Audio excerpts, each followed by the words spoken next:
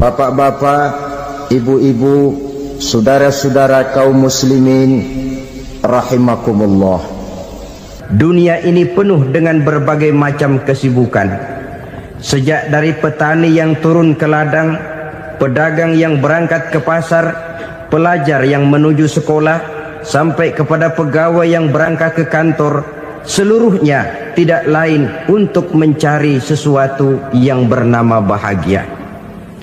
Setiap orang menginginkan kebahagiaan, dan tidak seorang pun menginginkan kesengsaraan dalam kehidupan ini.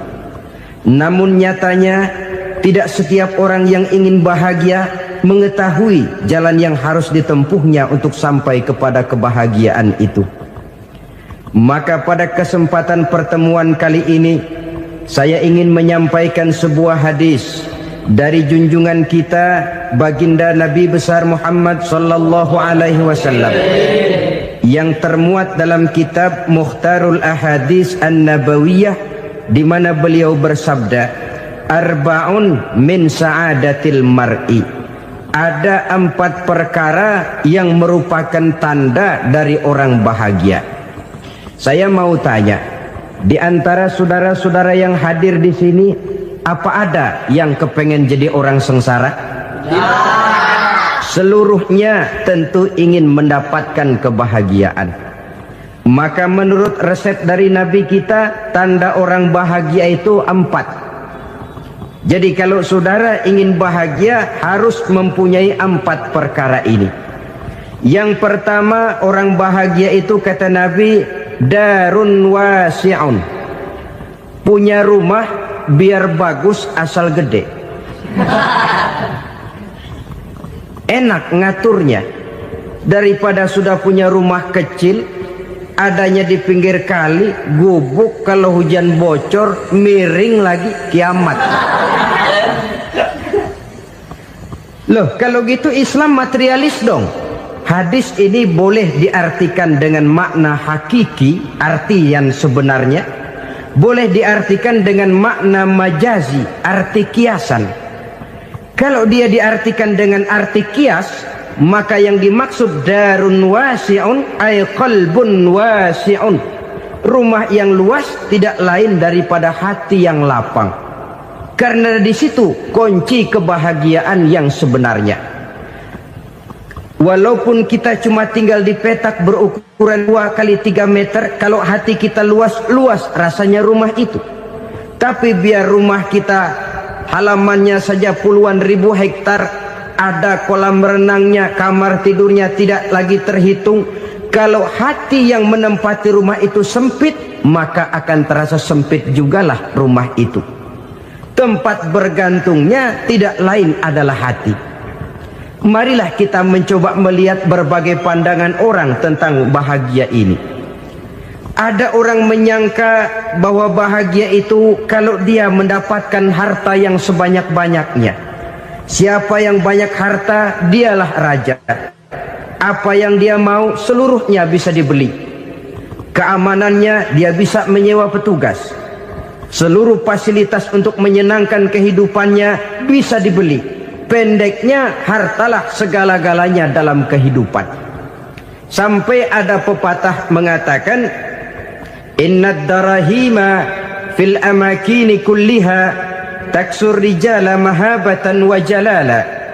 Sesungguhnya harta, dinar, dirham, uang, di mana-mana selalu bikin hebat orang yang memilikinya. Coba lihat, orang yang punya duit sama yang enggak punya duit, jangan gaya hidupnya, gaya jalannya aja lain. Wahia lisanun liman arada fasahatan, wahia silahun liman arada qitala. Uang adalah senjata yang paling ampuh bagi orang yang mau pergi perang, dan lidah yang paling fasih bagi orang yang mau bicara. Kalau bicara dengan lidah macet, cobalah bicara dengan harta, lancar. Sampai ada pepatah demikian, segalanya bisa diatur dengan harta. Maka di kalangan orang yang berpandangan semacam itu, seluruh kegiatan hidupnya hanya terfokus kepada bagaimana mengumpulkan harta yang sebanyak-banyaknya. tidak peduli halal haram, tidak kenal sore pagi siang dan malam, tidak sempat sujud, jauh dari agama, jauh dari kehidupan yang bersifat ruhaniyah, jauh dari Allah dan sebagainya, sampai dalam Al-Quran dikelompokkan dalam kelompok yang dinamakan lumazah. Allazi jama'a malahu wa 'addadah yahsabu anna malahu akhladah. Mereka mengumpul-ngumpulkan harta sebanyak-banyaknya dan menyangka bahwa harta yang banyak itu dapat mengekalkan hidupnya, mengekalkan kekayaannya, mengekalkan kebahagiaannya.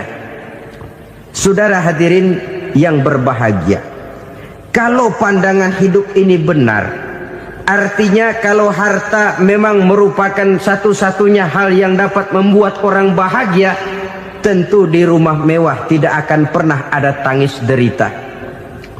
Tentu di satu tempat di mana fasilitas hidup serba menunjang tidak ada yang namanya penderitaan. Tapi suka dan duka, sedih dan gembira, senyum dan tawa adalah milik setiap orang, baik dia punya harta maupun dia tidak punya harta. Nyatalah bahwa harta semata-mata bukan merupakan jaminan bahwa orang akan bahagia, walaupun tanpa harta orang sulit untuk bahagia. Saya mau cerita, ada orang super kaya,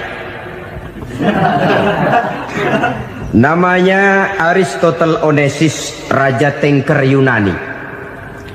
Dia punya kapal tanker saja konon sampai 11 banyaknya.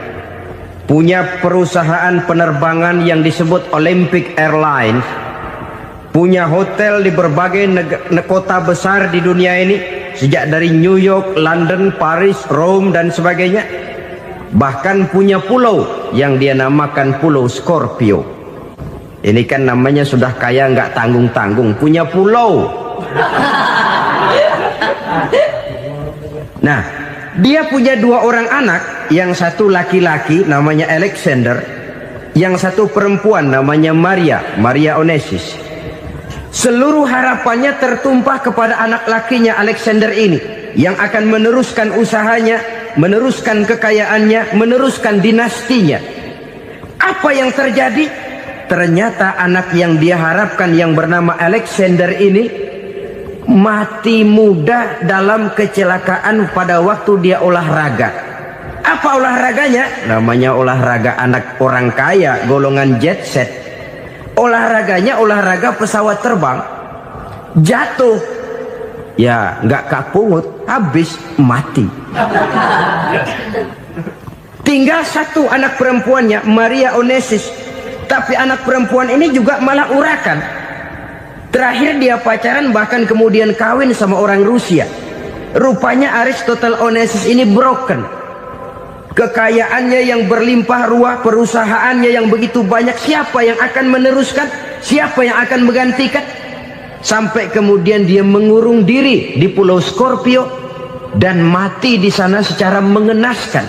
Seorang multi jutawan, seorang yang super kaya, mati menyendiri di pulau sepi. Ibarat kata pepatah, anak ayam mati di lumbung.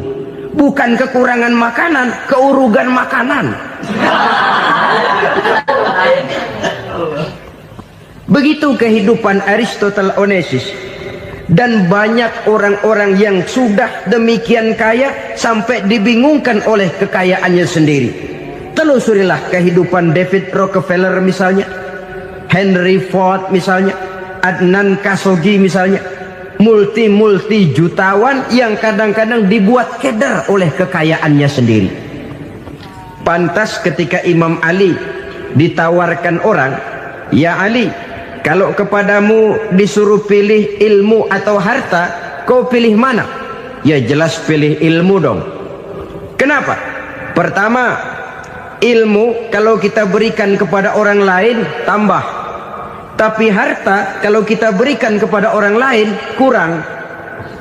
Saudara punya uang 10.000, dibagi orang 5.000, jelas uang saudara berkurang. Tapi saudara punya ilmu, diberikan kepada orang lain bisa, saudara pun makin mantap. Tidak lantas jadi bodoh karena ngajarin orang. Saudara bisa Fatihah lalu mengajarkan orang Fatihah. Orang bisa, saudara pun makin hafal. Tidak lantas setelah diajarin orang ilmunya hilang. Begitu datang dia minta orang, tolong ajarin saya Fatihah. Udah habis, nggak ada.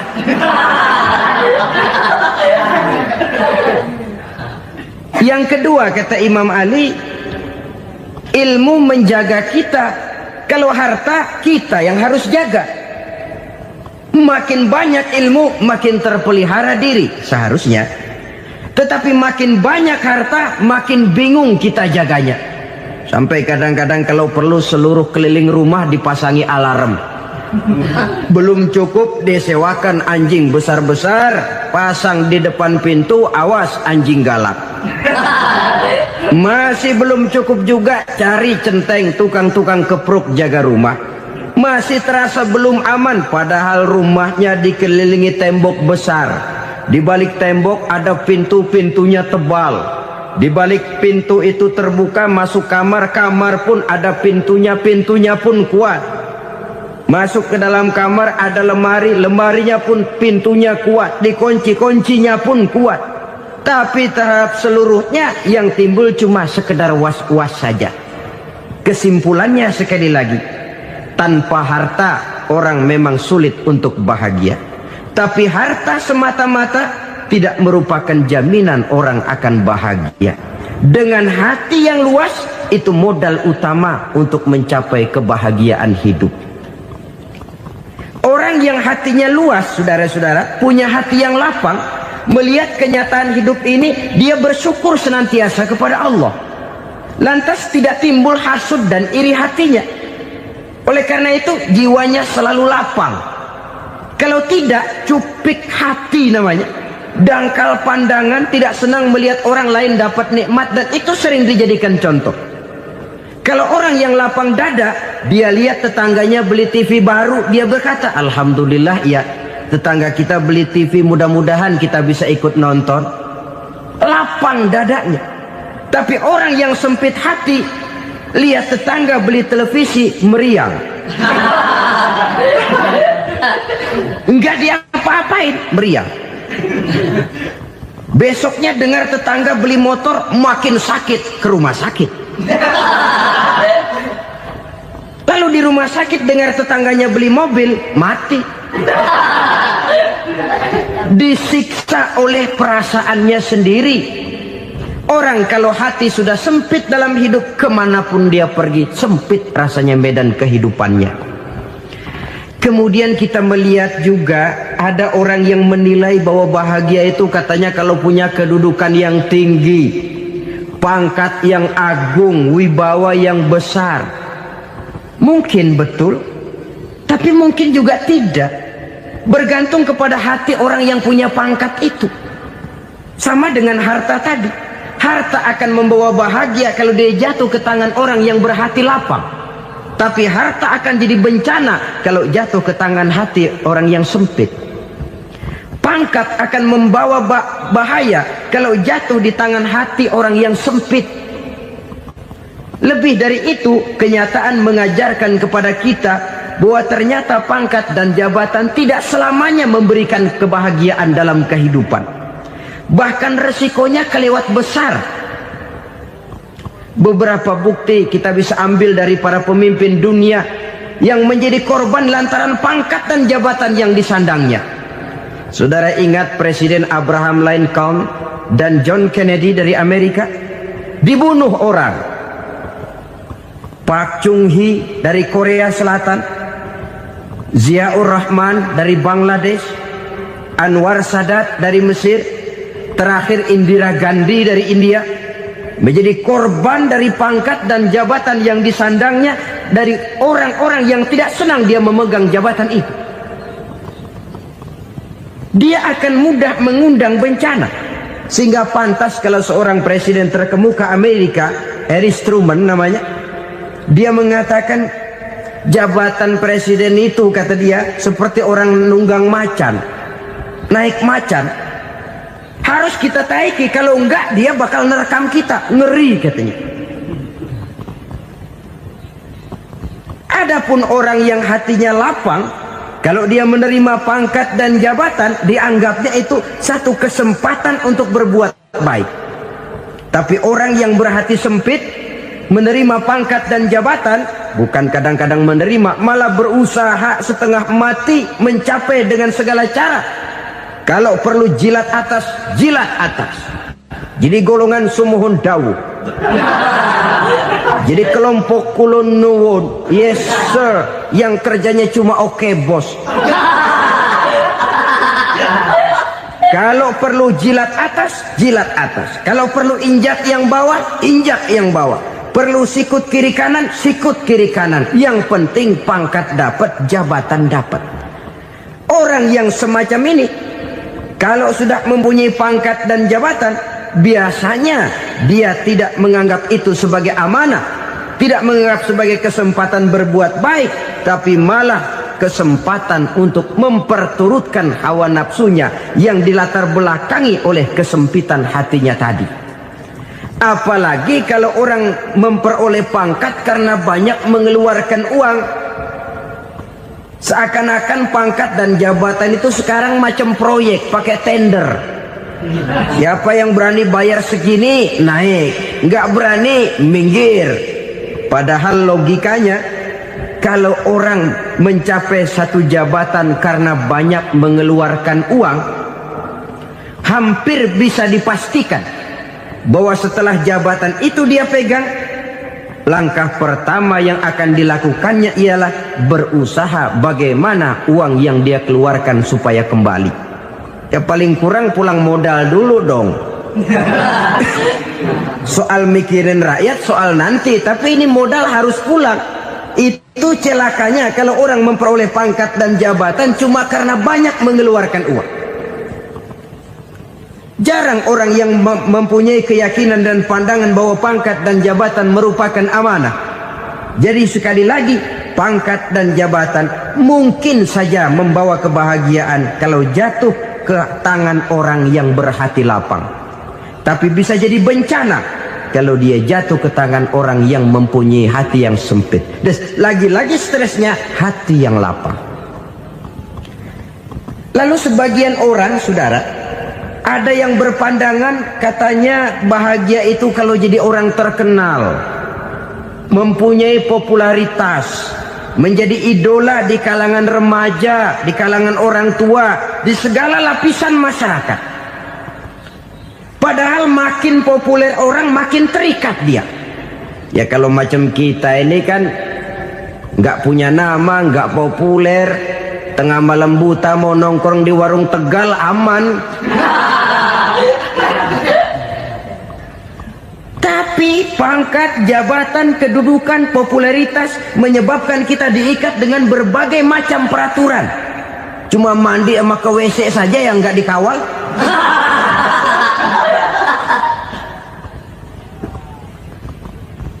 Benarkah popularitas, ketenaran membawa kebahagiaan? Mungkin. Ya, tapi mungkin juga tidak. Kenapa? Banyak orang-orang populer yang mengakhiri hidupnya secara tragis. Kita ambil beberapa nama. Di Amerika tahun 60-an ada bintang seksi paling terkenal yang dijuluki seks bom. Bom seks. Sampai sekarang jadi legenda, namanya Marilyn Monroe. Singkatan doublenya itu inisialnya MM, Marilyn Monroe. Terkenal, top, sampai dia mati tahun 62. Namanya sekarang masih saja dibicarakan orang. Kenapa dia bunuh diri? Tidak punya hartakah dia? Banyak. Kurang populerkah dia? Seluruh dunia mengenalnya. Sejak rakyat kecil sampai pejabat tinggi dia punya hubungan. Kenapa? Jenuh. Dia terlahir dalam keadaan yatim. Setelah itu tidak lama dia berangkat remaja, ibunya meninggal. Pindah dari wanita asuh ke wanita asuh sampai 12 orang ibu angkatnya. Dan kekecewaan yang paling parah, setiap laki-laki yang dekat dengannya hanya seperti kapal berlabuh. datang dan pergi silih berganti, padahal dia merindukan seseorang yang bisa melindungi hidupnya. Dia rindukan itu dan dia tidak pernah menemukan. Itu yang akhirnya menyebabkan dia minum pil tidur kelewat dosis, minum obat tidur kebanyakan, ya tidur terus sampai sekarang.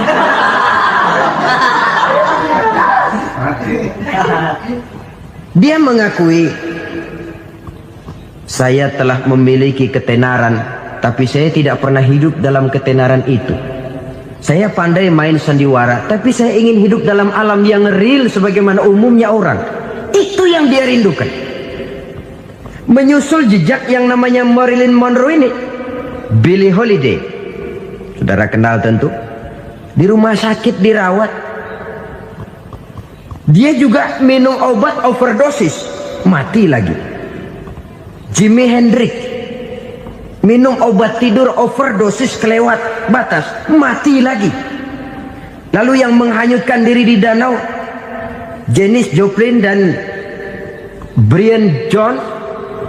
Ini orang-orang populer, orang-orang terkemuka yang mengakhiri hidup secara tragis, bukan karena tidak terkenal, mungkin karena sudah saking terkenalnya. Contoh paling belakangan, Bruce Lee. Wah, ini tukang-tukang keprok tentu kenal siapa dia. Sampai sekarang pun tabir kematiannya masih merupakan misteri. Dan yang masih hidup juga menunjukkan gejala yang aneh. Michael Jackson, rumahnya di Beverly Hills itu dijaga sedemikian rupa, dan dia selalu curiga kepada setiap makanan harus steril, bersih dari segala macam kimia. Kemana dia pergi, itu tukang-tukang keprok sudah selalu menjaga dan mengawal, dan dia seakan takut menunjukkan mukanya yang asli. Hingga kalau tampil ke tengah di luar show, dia kadang memakai pakaian yang tidak menunjukkan dia yang sebenarnya, takut dikenali orang. Ternyata popularitas sering jadi momok yang meracuni kehidupan manusia. Oleh karena itu, benarlah junjungan kita pada saat beliau mengajarkan orang akan bahagia kalau dia mempunyai hati yang lapang. Nah, sekarang masalahnya untuk mendapatkan hati yang lapang, caranya bagaimana? Kita kembali kepada konsep Quran. Allah mengajarkan, ala inna bidzikrillahi tatmainnul qulub. Ketahuilah bahwa dengan banyak mengingat Allah, hati akan tenang, jiwa akan lapang. Dengan kata lain, dekat dengan agama, merasakan kehadiran Allah dekat dalam hidup. Itu muara pertama untuk mencapai hati yang lapang. Ala inna bizikrillahi tatmainnul qulub. Jangan macam orang sekarang ingin mendapatkan ketenangan lalu tapak di puncak gunung, di gua-gua, di tempat sepi. Iyalah kalau nggak ada ular. Kalau tergigit ular berbisa, ketenangan belum, mati jelas itu. Islam positif untuk mendapatkan ketenangan. Ala inna bizikrillahi tatmainnul qulubi. Bahwa ketahuilah bahwa dengan banyak mengingat Allah, hati akan tenang, jiwa akan lapang, nuansa pikiran akan luas. Karena yang namanya bahagia ada dimanapun manusia berada. Di kampung ada bahagia, di kota ada bahagia, di ngarai, di lembah, di gunung, di hutan, di lautan, di angkasa luar, dimanapun bahagia itu ada kalau kita bermodalkan hati yang lapang ini. Dan hati akan lapang kalau kita dekat dengan agama. Dekat dengan harta buat sementara hati mungkin tenang, tapi ketenangan yang relatif dan temporer. Apalagi orang tiap kali tambah harta, tiap kali tambah rencana. Itu wajar. Mungkin sebelumnya saudara berpikir, kalau punya duit 5.000 enak nih. Begitu punya duit 5.000, aduh sayang kalau 10.000 aja. Tiap kali tambah harta, tiap kali lain rencana. Makin banyak rencana, makin menjauhkan kita dari yang namanya ketenangan. Padahal ketenangan merupakan unsur utama untuk mencapai bahagia. dan ketenangan itu bermuara dalam hati manusia. Tengoklah kehidupan ini. Orang yang banyak harta dengan orang miskin, berbedakah rasa sakit yang mereka tanggungkan? Rasanya tidak. Walaupun si kaya tidur di kasur empuk berselimutkan sutra mahal, sementara si miskin meringkuk di balai bambu yang keras dan kasar. Apabila maut datang, dia juga tidak pernah pilih bulu. Maut datang menjemput si kaya di singgasana keemasannya, dikelilingi oleh para pengasuh, dayang dan idang serta para pengawal. Dan maut pun datang menjemput si miskin papa, sehingga ia tergelepar di tepian jalan. Kedua-duanya bernama mati. Kalau nyata bahwa sakit yang ditanggung si kaya tidak beda dengan sakit yang ditanggung si miskin, bukan harta semata yang membuat orang bahagia. Hati yang tenang, jiwa yang lapang penuh kedamaian karena banyak berzikir dan mengingat Allah, itu merupakan modal utama untuk mencapai sesuatu yang bernama bahagia.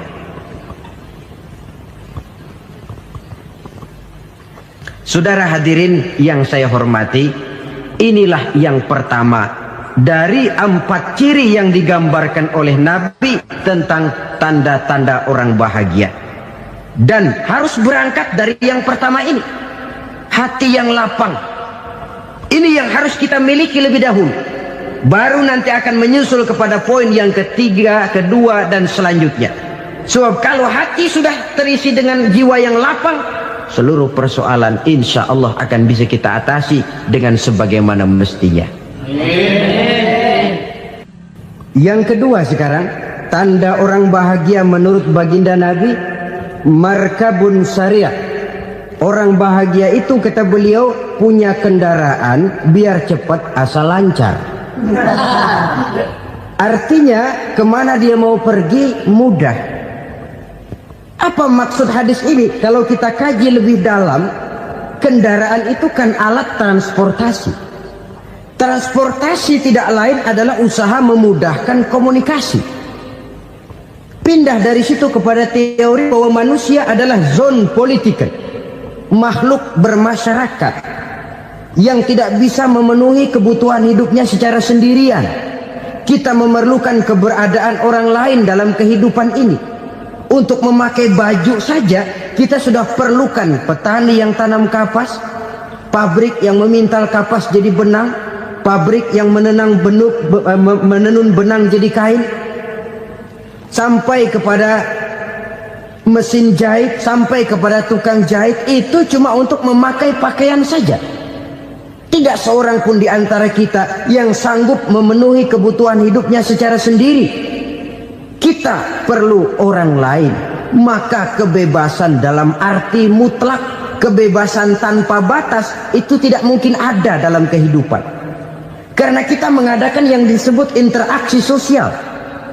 Setiap kegiatan kita tentu melibatkan orang lain.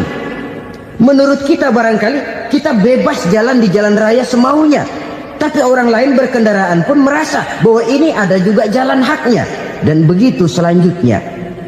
Oleh karena itu, maksud dari kendaraan yang cepat ini adalah khulata'uhu ma'as solihin. Lingkungan pergaulannya terdiri dari orang-orang soleh. Pergaulannya luas. Kemana dia pergi ada temannya. Kesulitannya ada tempat dia cerita. Dan kesulitan kalau sudah diceritakan kepada orang lain, taruh kata orang itu tidak bisa menolong, namun menceritakannya kepada orang yang kita percayai, kan paling kurang sudah mengurangi beban jiwa, mengurangi tanggungan batin, merasa masih ada tempat kita cerita.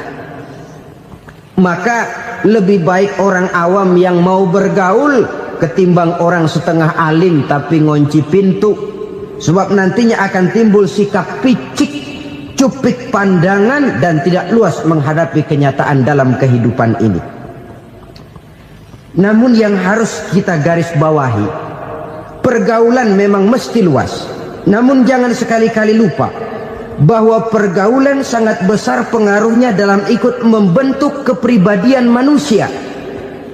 Sehari-hari bisa kita bilang, Kalau kita dekat sama tukang minyak wangi, sekalipun nggak dibagi minyaknya, baunya tentu dapat. Betul? Tapi dekat sama tukang elas, walaupun nggak kena apinya, asapnya mesti kena. Kalau Syauqi mengatakan lebih jelas lagi, man asyaral asyrafa asa musyarrafan wa muasyiral anzali ghairu musyarrafin. Awalam taral jildal hakira muqabbalan bisagri lamma sara jildal mushaf. Siapa yang bergaul dengan orang mulia, dia bakal ikut menjadi mulia. Tapi siapa yang berteman dengan orang hina, dia tidak bakal ikut menjadi mulia. Tidakkah kau lihat, kata Syauqi, kulit kambing yang hina pun dicium orang ketika menjadi kantong Quran. Kulit kambing hina, kalau dia sendirian gak ada yang mau cium.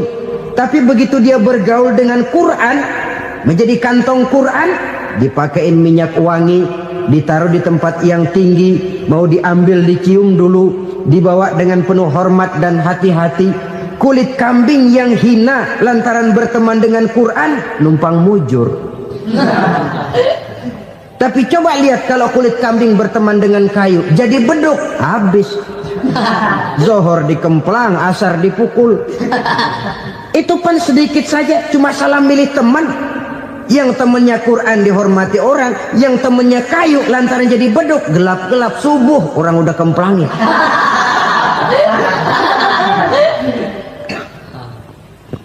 Maka terutama kepada adik-adik remaja yang masih mencari identitas diri, yang ibarat kaset masih kaset kosong, mudah diisi oleh apapun, pandai-pandailah memilih teman dalam bergaul.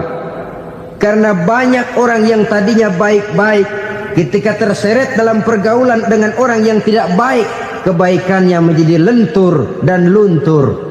Tapi berapa banyak bajingan-bajingan tengik, orang-orang yang berlumur noda dan dosa, tiap hari melakukan maksiat, namun bergaul dengan orang yang baik-baik, pada akhirnya sedikit demi sedikit beringsut dan berangsur dia terbiasa mengikuti kebaikan-kebaikan.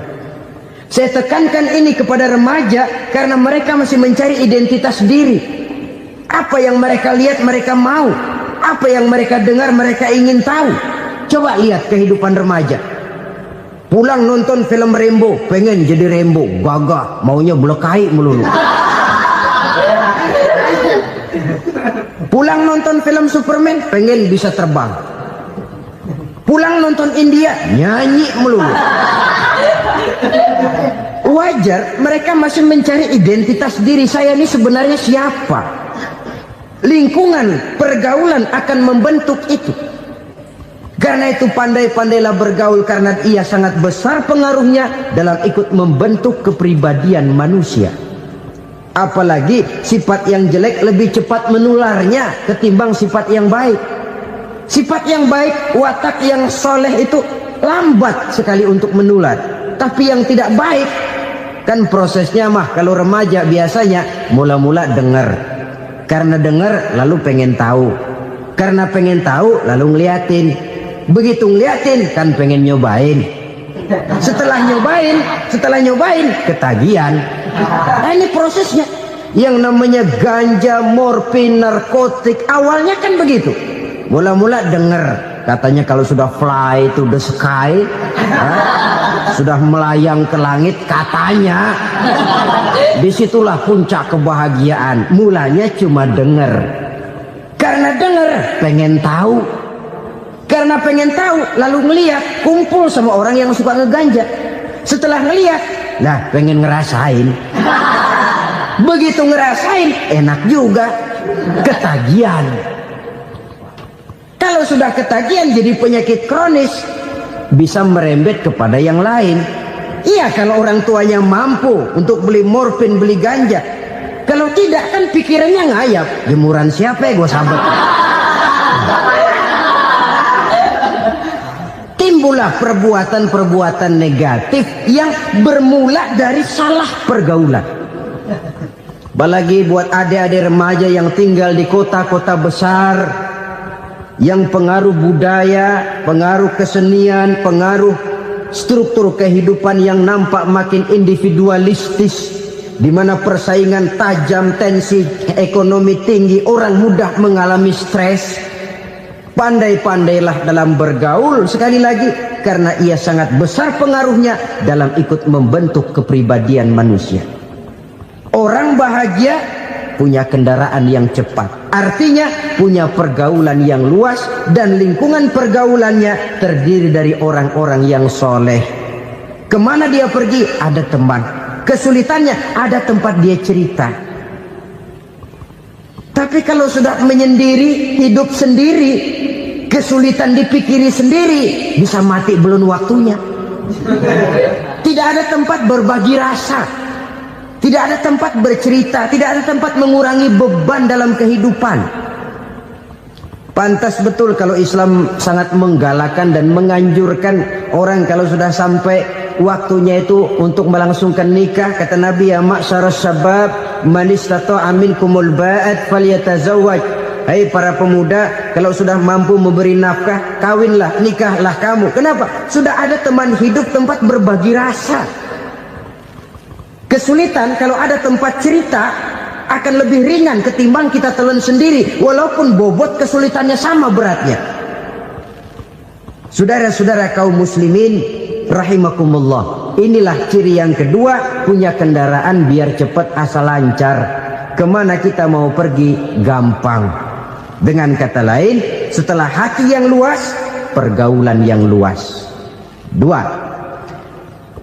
Yang ketiga sekarang, tanda orang bahagia itu menurut Nabi, misbahun mudhi'un, punya lampu yang terang. Oh, itu enggak problem. Sekarang sudah zamannya listrik masuk desa, Pak. Lampu sudah terang semua. Betul, kalau itu yang dimaksud. Tapi tidak cuma itu. Karena lampu yang dimaksud di sini, lampu yang akan menerangi seluruh perjalanan hidup. Dan perjalanan hidup itu sudah dimulai sejak kita terlahir ke alam ini, sampai masuk ke alam barzakh, kumpul di padang mahsyar, sampai ke akhirat. Lampu yang menerangi itu yang diperlukan. Kalau lampu, katakanlah yang paling top sekarang kan lampu jenis Mercury. Taruhlah itu di rumah kita, dia cuma menerangi rumah kita, menerangi hati pun tidak sanggup.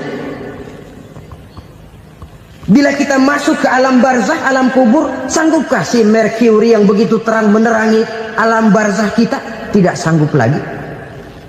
Sanggupkah lampu yang ratusan watt, bahkan puluhan ribu watt menerangi kehidupan di padang mahsyar? Tidak akan sanggup lagi. Kalau demikian, yang dimaksud lampu yang terang di sini apa? Tidak lain amal soleh, kebajikan yang kita lakukan dalam hidup. Itu yang akan jadi lampu penerang. Di dunia nama kita akan terang. Jasad kita boleh hancur terkubur tanah, tapi nama kita akan dikenang orang. Begitulah kalau orang meninggalkan kebajikan dalam hidup seperti sekarang. Ribuan orang tiap saat berziarah ke kubur Imam Syafi'i, ke kubur Imam Malik, ke kubur Imam Ghazali, ke kubur orang yang baik-baik, orang yang soleh-soleh. Kebajikannya yang ditinggalkan, yang mengukir namanya dengan tinta emas. Sehingga saudara sudah terbaring di alam kubur, orang lewat, Allah, ini kuburannya Fulan bin Fulan, dulu ini kebaikannya Masya Allah, saya ikut merasakan. Mari kita mampir sebentar, kita Fatihah. Mohon disampaikan Allah pahalanya kepada almarhum. Al-Fatihah. Itu kalau orang baik-baik. Lalu saudara tanya, Pak, orang mati dikirimin Fatihah apa nyampe pahalanya? Saya jawab, kalau saudara nggak percaya, mati dulu dah. Nanti saya Fatihain, tungguin di sana. Umpama nggak sampai, balik lagi kemari. Sekarang ini kan maunya otak-otakan saja. Kalau nggak masuk otak, nggak percaya. Padahal alam gaib itu nggak bisa diotak-otakin. Sama saja dengan saudara pernah dengar cerita kapal tanpa emas tenggelam kan? Pernah nggak? Di mana? Di laut Masalembo. Begitu ke Tampo Mas tenggelam, ratusan penumpang itu terjun ke laut, dipermainkan gelombang, berjuang menghadapi maut itu. Orang lagi timbul tenggelam di lautan, dihantam ombak, kita tengokin pakai helikopter. Pak, lagi timbul tenggelam ya? Iya, tolongin. Jangan khawatir Pak, nih saya kirim intan Pak, harganya 10 juta. Kira-kira orang yang timbul tenggelam di laut seneng nggak? Tidak. Kan mahal toh intan 10 juta. Kenapa dia nggak senang? Karena intan 10 juta dalam kondisi seperti itu tidak sanggup menyelamatkan dia. Dia akan girang kalau dikirimin ban mobil bekas, dikirimin papan terentang atau bambu. Intan yang 10 juta dia nggak girang, ban mobil bekas yang 1000 perak tuh pegang, itu yang dia girang betul. Inilah sebabnya Nabi berkata, mal mayyitu fi qabrihi illa kal ghariqil mutaghawwis. Orang yang meninggal di alam kuburnya seperti orang timbul tenggelam di lautan. Yantaziru da'watan min ahli, menunggu doa dari keluarganya yang masih hidup. Duh, bapak saya sudah meninggal, saya sayang benar sama dia. Kirimin kulkas ke kuburannya Itu sama saja dengan tadi orang tenggelam di lautan dikirimi intan yang harganya 10 juta, tidak sampai. Begitulah kalau kebajikan yang kita tinggalkan dalam hidup, sudah mati pun kubur kita masih diziarahi orang. Tapi kalau jahat yang kita tinggalkan, boro-boro lah orang mau doa lewat dekat kuburan kita juga serem. Tuh bajingan no, dulu mati dipendem di situ tuh. Jangan lewat situ, ntar kesurupan, jangan. Lewat saja orang ngeri. Konon lagi membacakan Fatihah dan mengirimkan doa. Hidup pada hakikatnya adalah kesempatan untuk berbuat baik. Maka sekali kesempatan itu diberikan, manfaatkan dengan sebaiknya. Sebab kesempatan kedua tidak akan pernah ada. Kesempatan berbuat baik di sini, di akhirat sudah pembalasan namanya. Sekali kesempatan itu dicabut, dia tidak akan pernah dikembalikan lagi. Kata Iqbal, hidup tidak mundur ke belakang, Bung. Berhenti diinjak orang, mundur hancur. Tidak ada kata mundur dalam hidup ini. Berhenti diinjak orang, mundur kecebur. Tidak ada kata lain, harus maju dalam kehidupan dalam artian yang positif. Hidup adalah kesempatan untuk mengumpulkan kebajikan yang sebanyak-banyaknya. Di situ nilai daripada manusia. Sekarang ini memang nggak kelihatan kok, orang yang banyak pahala sama yang banyak dosa nggak kelihatan kok. Barangkali kalau habis bikin dosa palanya pada benjol, mungkin orang takut sama dosa. Tapi sekarang sama saja, orang yang banyak dosa dengan yang nggak banyak dosa jalan bareng dari belakang, sama, nggak kelihatan beda. Tapi ada waktunya di mana pahala memegang peranan, di mana dosa diperlihatkan. Sama saja kalau kita bawa mobil siang, lampu kan nggak begitu berfungsi. Apa lalu bilang, alah ini lampu berat-beratin, copot-copotin aja dah. Tidak perlu begitu. Kenapa? Pada suatu saat malam senja akan datang. Bila matahari terbenam, senja pun datang, gelap mulai merayap, disitulah baru terasa perlunya lampu. Pahala begitu. Sekarang orang yang nggak ada pahalanya nggak kelihatan dalam kehidupan. Tapi pada suatu saat senja kehidupan akan datang. Ajal merenggut nyawa, malam merayap, dan hidup mulai diliputi kegelapan di alam barzakh. Dikala itu kalau nggak punya lampu, alangkah malangnya kita. Sebab amal yang baik, kata Nabi, di alam barzakh itu akan diciptakan menjadi perempuan yang cantik menemani kita. Amal yang jahat akan menjadi orang yang paling jelek nemenin kita. Sudah di tempat gelap yang nemenin jelek.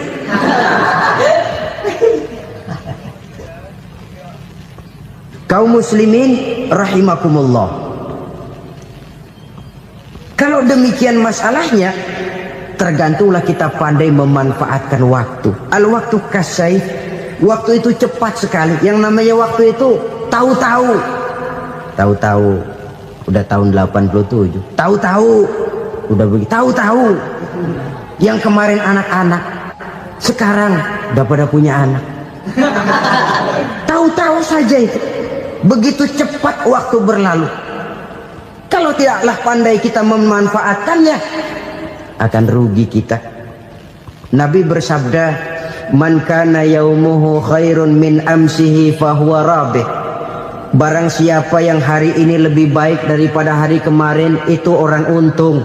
Hari ini lebih baik daripada kemarin.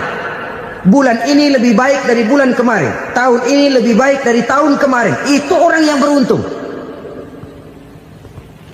Tahun kemarin sembayangnya maghrib doang, sekarang udah tambah isya. Tahun kemarin cuman Idul Fitri aja ngancem bener, sekarang udah tambah Jumat, lalu tambah lagi maghrib, tambah lagi isya, dan selanjutnya. Hari ini lebih baik daripada kemarin, itu orang yang beruntung. Wa man kana yaumuhu mislu amsihi fahuwa khasir. Lalu barang siapa yang hari ini sama saja dengan hari kemarin, itu orang rugi. Hari ini sama dengan kemarin, rugi itu. Bulan ini begitu, bulan kemarin begitu, tahun ini begitu, tahun lalu juga begitu. Rugi itu orang. Rugi apa? Rugi umur. Umur tambah, amalan gak pernah tambah. Dan saya pikir lebih merupakan azab ketimbang nikmat kalau orang dikasih panjang umur cuma untuk numpuk dosa. Mending mana? Panjang umur banyak dosa sama pendek umur dikit dosa. Mending mana? Mending mana? Ya, paling mending tentu panjang umur banyak pahala. Tapi kalau tidak, sekali lagi, lebih merupakan azab ketimbang nikmat kalau orang diberikan panjang umur tapi cuma untuk sekedar menumpuk dosa. Kehilangan kesadaran bahwa dunia bukan terminal akhir dari satu perjalanan. Dia cuma halte di mana kita berhenti sebentar untuk menuju kepada terminal yang hakiki. Saudara-saudara kaum muslimin rahimakumullah, inilah lampu yang akan menerangi kehidupan. Amal yang kita lakukan di dalam kehidupan. Jadi yang dimaksud dengan lampu yang terang, kebajikan yang kita kerjakan dalam hidup. Nah, setiap orang di awal tadi saya bilang ingin bahagia. Bahagia itu kan hakikatnya kumpulan senang dan selamat.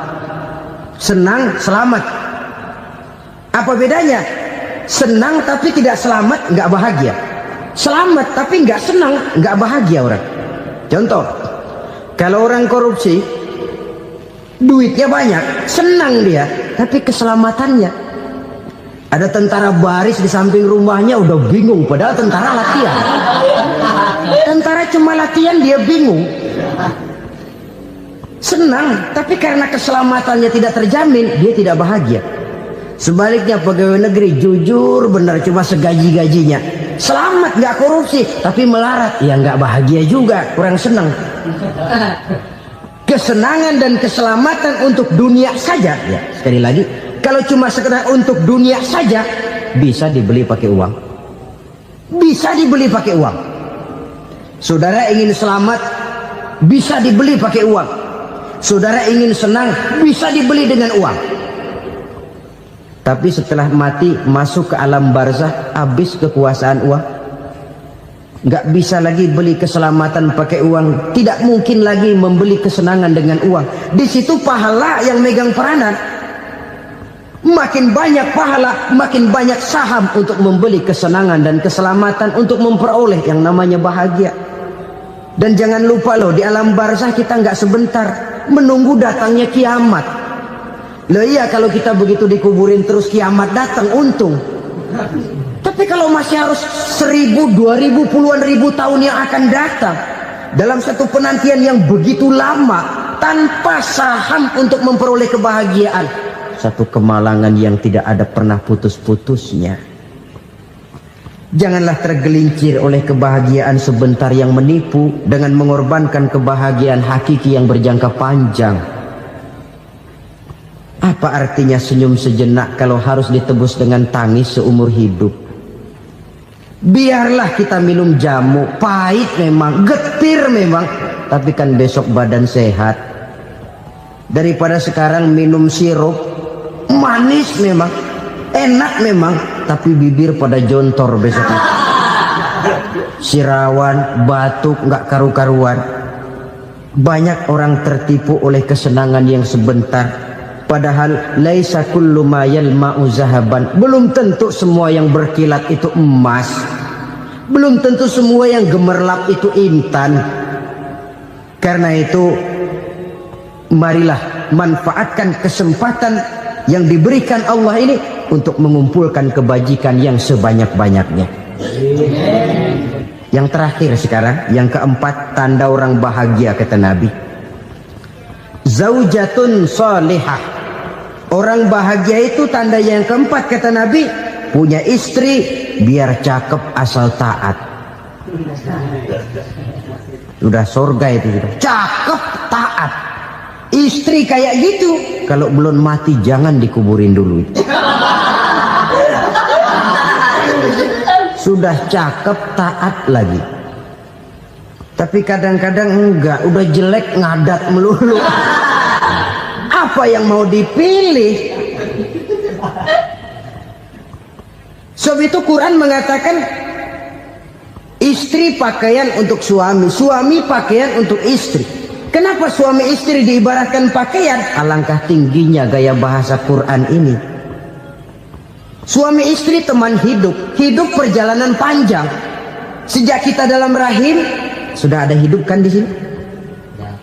Sampai ke alam dunia, masuk ke alam barzah, kumpul di padang mahsyar, sampai menuju akhirat, itu perjalanan hidup. Carilah istri atau suami teman hidup yang membawa manfaat tidak hanya kehidupan di dunia ini, sampai di alam barzah, sampai di padang mahsyar. Suaminya mungkin meninggal lebih dulu, atau istrinya mungkin meninggal lebih dulu, tapi suami atau istri yang masih hidup berbuat kebajikan. Suami saya meninggal, ada hartanya, saya sedekahkan, niat pahala untuk almarhum suami saya. Ini teman hidup, tidak dibatasi dan tidak bisa dipisahkan oleh maut sekalipun. Zohirnya mungkin pisah, badannya mungkin pisah, tapi hatinya, jiwanya, kebersamaannya dalam menghadapi kehidupan. Karena itu saudara-saudara, bahasa Quran indah. Suami istri diibaratkan seperti pakaian. Apa fungsi pakaian? Pertama, pakaian jadi kebanggaan. Artinya suami harus menjadi kebanggaan istri, istri harus jadi kebanggaan suami. Yang kedua, pakaian itu kan fungsinya menutup aurat. Artinya sesama suami istri harus saling menjaga kekurangan masing-masing. Jangan malah sesama suami istri saling membongkar rahasia dan aibnya sendiri-sendiri. Istrinya diceritain jeleknya di mana-mana, atau suaminya dibongkar rahasianya di pasar umum. Itu sudah tidak lagi berfungsi sebagai pakaian. Kenapa semua ini diperlukan? Karena kita menyadari bangsa yang baik terdiri dari masyarakat yang baik. Masyarakat yang baik merupakan susunan dari warga yang baik. Warga yang baik adalah terdiri dari rumah tangga yang baik. Dan rumah tangga yang baik merupakan susunan dari pribadi yang baik. Dari situ langkah dimulai. Membangun satu bangsa yang baik diawali dengan membangun rumah tangga yang baik, dengan menciptakan pribadi-pribadi yang baik. Sehingga dari sini diharapkan berkembanglah nilai-nilai kebaikan. Orang akan bahagia mempunyai istri yang soleh. Kenapa? Tidak ada seorang suami bisa sukses jadi apapun dia, apapun profesinya.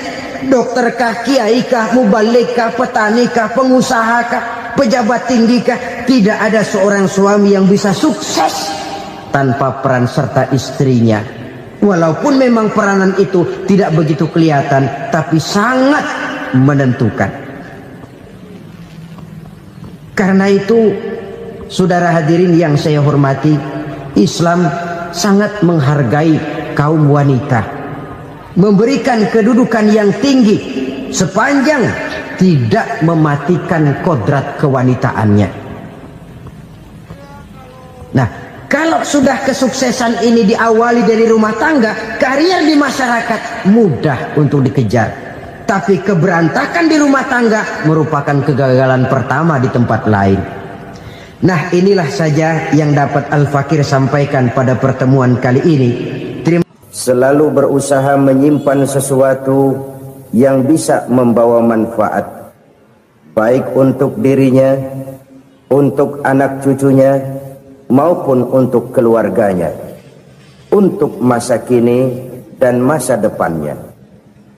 Kadang simpanan itu berbentuk uang, kadang berupa tanah, lain saat berbentuk pabrik, dan lain sebagainya. Sementara masa depan yang paling pasti adalah akhirat. Jika untuk masa depan dunia kita rela memeras keringat, membanting tulang, pergi pagi dan pulang petang, menyimpan uang, menyimpan tanah, menyimpan pabrik, pernahkah kita merenung jika satu saat kiamat datang, kita dibangkitkan dari kubur masing-masing, berdiri di padang mahsyar untuk mempertanggungjawabkan seluruh kegiatan hidup kita di dunia ini? Lalu kita akan menuju ke alam akhirat. Sudahkah kita mempunyai simpanan untuk akhirat kita? Pada pertemuan kali ini saya ingin menyampaikan sebuah hadis di mana Rasulullah sallallahu alaihi wasallam bersabda, "Arba'un min kanzil jannah." Simpanan sorga ada 4 macam. Yang pertama, ikhfa'us sadaqah, menyembunyikan sedekah. Saudara-saudara kaum muslimin, sebagaimana yang kita maklum bahwa Allah Subhanahu wa taala melebihkan sebagian rezeki dari kita terhadap yang lain. Ada yang kaya, ada yang setengah kaya, ada yang miskin, ada yang setengah miskin, dan selanjutnya. Ada yang gajinya kecil tapi penghasilannya gede. Ada yang penghasilannya gede tapi nggak punya gaji. Ada juga yang memang gajinya gede dan penghasilannya gede. Kelebihan rezeki merupakan sunnatullah dan tidak harus membuat kita merasa lebih dari yang lain. Bahkan sebaliknya, kelebihan itu harus membuat kita ringan tangan untuk menolong mereka yang memang memerlukan pertolongan. Kalau saudara diberikan ilmu, maka pertanyaan akhirat cuma satu: ilmumu kau amalkan untuk apa? Kalau saudara diberikan umur yang panjang, pengadilan akhirat juga bertanya satu: umurmu kau habiskan di mana? Tapi kalau saudara diberikan harta, pengadilan akhirat akan bertanya dua: hartamu kau dapat dari mana, kau belanjakan kemana? Dari mananya ditanya, dan kemananya juga ditanya. Oleh karena kita akan dimintakan pertanggungan jawab, maka amanah yang bernama harta ini harus kita gunakan dengan sebaik-baiknya. Ada penggunaan yang merupakan kewajiban, itu zakat namanya. Ada penggunaan yang sewaktu-waktu, itu infak namanya. Ada yang lebih sewaktu-waktu lagi, dan itu sedekah namanya. Zakat dia terikat oleh haul dan nisab, oleh putaran batas waktu dan ukuran dari harta itu sendiri. Sedangkan infak terikat oleh situasi dan kondisi perekonomian seseorang. Sedangkan sedekah tidak terikat dengan apapun. Dalam kondisi seperti apapun kita bisa melakukan sedekah dengan yang terkecil sekalipun. Sampai-sampai Rasulullah sallallahu alaihi wasallam mengajarkan, la tahqiranna minal ma'rufi syai'an walau an talqa akhaka biwajhin talik. Atau ada hadis, tabassumuka fi wajhi akhika laka shadaqah. Senyumanmu kepada temanmu adalah sedekah. Jadi untuk melakukan sedekah tidak harus dalam berbentuk uang. Dengan ilmu kita bisa sedekah, dengan tenaga kita bisa bersedekah, dengan pikiran kita bisa bersedekah, bahkan senyum kepada teman itu pun sedekah. Jadi kalau sedekah dengan uang memang belum punya uang, nyengir aja banyakin. Itu asal pada tempatnya, jangan lalu ketemu tiang listrik cengengesan. Tentu tidak pada tempatnya dan tidak wajar. Nah, sedekah yang paling dicintai Allah adalah sedekah yang disembunyikan. Artinya, jauh dari sifat riya. Kan kadang-kadang ada orang sedekah itu disebutkan namanya, apa tidak bagus? Kalau memang niatnya ikhlas, ya bagus-bagus saja untuk memberikan sugesti kepada yang lain. Si Fulan bin Fulan nyumbang sekian, diumumkan. Boleh kalau niatnya untuk memberikan rangsangan kepada yang lain supaya dia menyumbang lebih besar dari orang tadi. Tapi kalau itu mendatangkan riya, maka sedekah yang paling dicintai Allah adalah sedekah yang disembunyikan. Tangan kiri saja tidak tahu apa yang diberikan oleh tangan kanan. Sedekah yang dilakukan dengan ikhlas akan merupakan perbendaharaan surga, tersembunyi dari pandangan orang lain, tidak seorang pun tahu. Karena memang sikap yang baik adalah melupakan kebaikan dan mengingat kesalahan. Itu salah satu ciri orang bahagia. Orang yang selalu mengingat kesalahannya dan berusaha melupakan segala kebaikannya. Kalau dia akan ada kebaikan, dia tidak bisa ikut, dia merasa rugi karena dia merasa belum pernah berbuat baik. Tapi kalau akan melakukan kesalahan baru, dia ingat kesalahan yang sudah-sudah, sehingga terhalang baginya untuk melakukan satu kesalahan baru. Demikianlah saudara-saudara, bahwa Allah melebihkan rezeki sebagian kita dari yang lain, agar terjadi tolong-menolong dalam kehidupan ini. Jadi kesenjangan yang nature, kesenjangan yang alami, itu sunnatullah. Ada yang kaya, ada yang miskin, ada yang kelas menengah. Nah, kenapa lalu sekarang kita berusaha mengentaskan kemiskinan? Oleh karena adanya kesenjangan struktural. Kalau yang kaya bisa semakin kaya, kenapa yang miskin tidak bisa naik jadi ikut sedikit kaya? Sebab pada dasarnya Islam adalah agama yang sejak turunnya sudah berupaya memerangi kemiskinan. Bahkan dikatakan kemiskinan itu mendekatkan kepada kekufuran. Orang kalau miskin udah dekat banget sama kafir. Gampang menjadi kafir. Berapa banyak saudara-saudara kita yang oleh karena soal perut, oleh karena soal materi, terpaksa meninggalkan dan menanggalkan akidahnya, menjual petunjuk yang diberikan Allah dengan kesenangan dunia yang cuma sebentar ini. Na'udzubillah thumma na'udzubillah. Jadi makin kita sembunyikan satu sedekah, semakin banyak perbendaharaan kita di surga. Sedekah yang paling dicintai Allah adalah sedekah yang disembunyikan.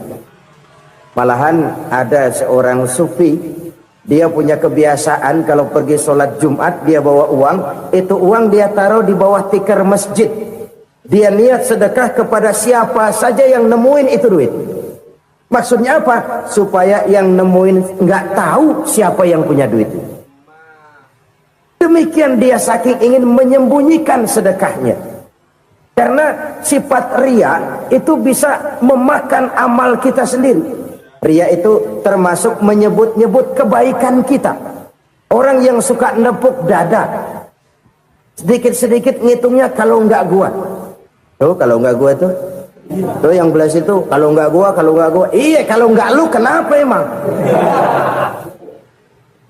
Orang yang suka menepuk jasad, tuh biasanya memang begitu saudara-saudara. Kalau perang lagi berkecamuk, orang nggak sempat ngaku jadi pahlawan. Tapi begitu perang selesai, yang kagak kenal bedil ngaku pahlawan, mas. Itu sesuatu yang biasa. Oleh karenanya, orang-orang yang ikhlas dalam bersedekah, disembunyikannya sedekah itu, Allah cinta betul. Malahan ada hadis memberikan jaminan, inna sedaqatal mar'il muslimi tazidu fil umri wa tadfa'u mitatas su'i. Sesungguhnya sedekahnya seorang mukmin tazidu fil umri, bisa menambah umur panjang, wa tadfa'u mitatas su'i, dan menyelamatkan manusia dari mati secara su'ul khatimah. Jadi siapa yang kepengen panjang umur, banyaklah sedekah. Yang bosan hidup, pelit terus. Sedekah menambah panjang umur dan menyelamatkan manusia dari mati secara su'ul khatimah. Pak, katanya umur itu nggak bisa ditambah, nggak bisa dikurangin. Kapan? Kalau ajal sudah datang. Fa idza jaa ajaluhum la yastakhiruna sa'atan wa la yastaqdimun. Kalau ajal datang tidak bisa dimajukan, tidak bisa dimundurkan. Itu kalau ajal sudah datang. Tidak bisa lagi umur ditambah dikurangi, sudah datang. Tapi kalau belum datang, itu kan haknya Allah. Mau ditambah, mau dikurangi, hak prerogatif Allah. Sebagai pencipta manusia, Allah maha kuasa dan maha mampu. Sedekah ini menambah panjang umur dan menyelamatkan manusia dari mati secara su'ul khatimah. Itu orang mati kan sama ya, kondisinya mati, nggak nafas. Tapi hakikat mati kan lain-lain. Ada yang mati itu husnul khatimah, baik akhirnya. Misalnya lagi ngaji mati, lagi sholat mati, lagi sedekah mati. Ini yang dinamakan dengan husnul khatimah, baik di akhirnya. Sebaliknya ada yang su'ul khatimah, jelek di akhirnya. Ini yang jadi catatan akhir. Lagi nyekek botol, mampus. Lagi banting kartu, modar.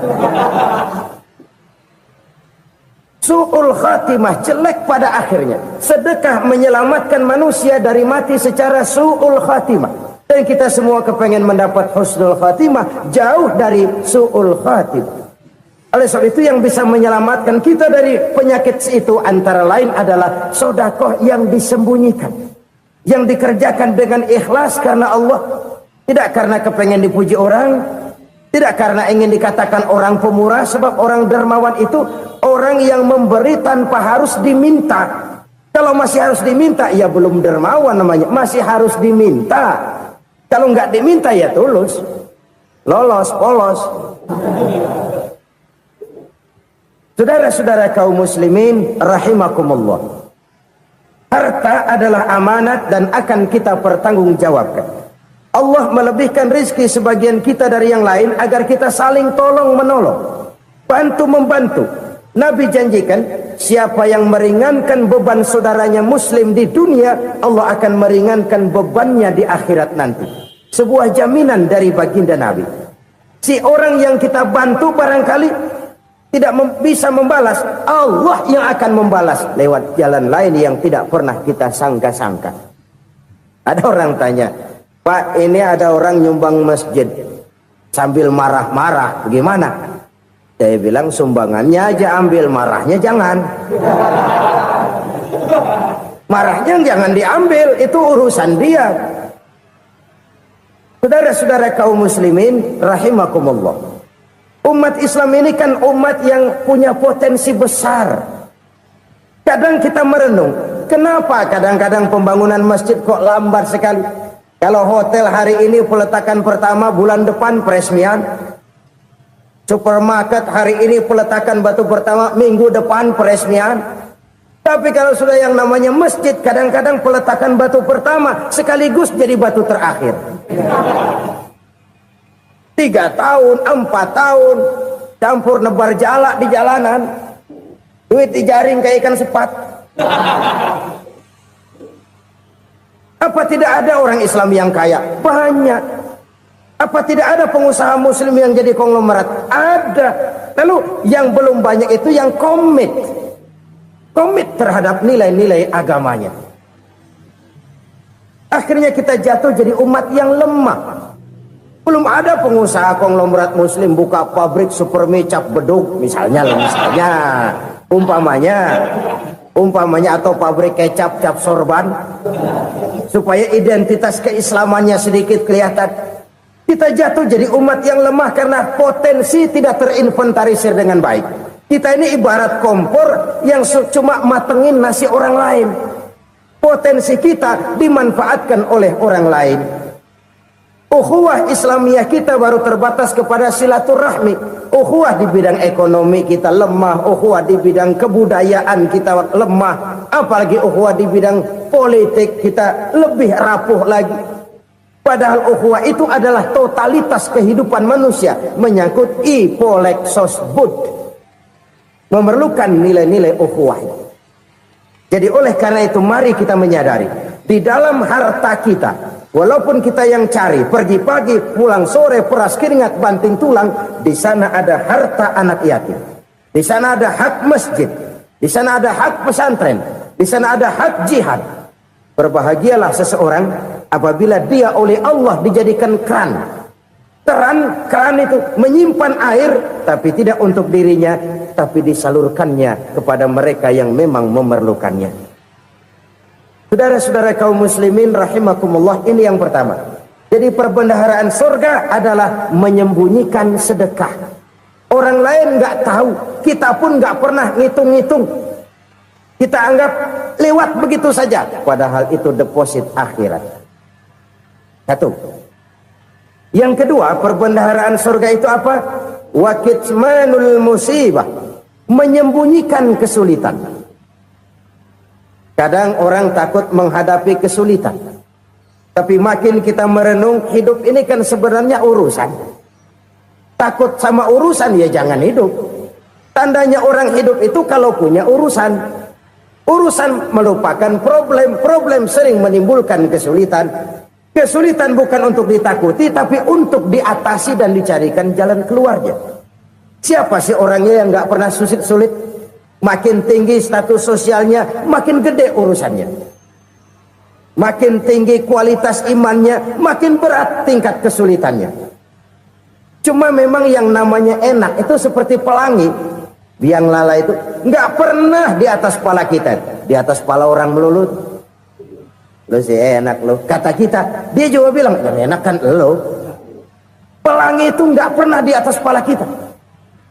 Kata tukang beca, aduh enak ya naik Mercy. Kata tukang beca, apa yang di dalam mobil Mercy? Aduh enak bener tukang beca, di jok ngeringkuk ngorok pules bener.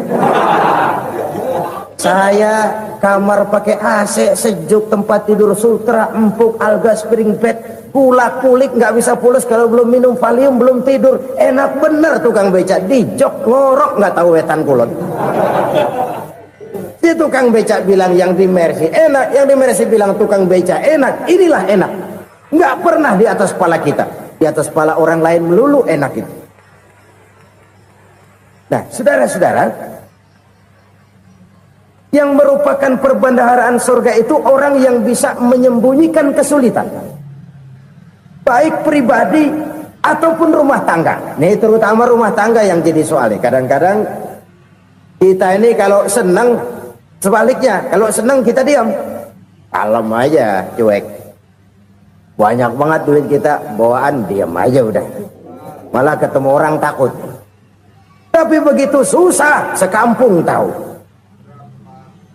Padahal Nabi mengajarkan perbendaharaan surga itu menyembunyikan musibah, menyembunyikan kesulitan. Kalau enak, cerita sama orang-orang. Kalau nggak enak, rasain sendiri, tekan sendiri, atasin sendiri. Kita kan sebaliknya, senang kita diam, asal lagi susah, paling tidak kita nyari teman buat cerita kesusahan. Siapa orangnya yang nggak pernah susah? Cuma soalnya bagaimana kita mengatasi kesusahan itu sendiri. Begitu juga misalnya kalau orang sudah berumah tangga, itu orang tuanya harus menjadi tempat dia cerita yang enak-enak saja. Yang nggak enak rasain berdua, selesaikan berdua, atasin berdua. Jangan dibalik. Asal senang diam, giliran susah saja. Maknya laporan. Terbalik. Bisa menjaga security informasi. Maka nama bayam keluar diam, malah seluitan. Enak amat lo makan daging ayam. Security informasi. Saudara-saudara kaum muslimin rahimakumullah,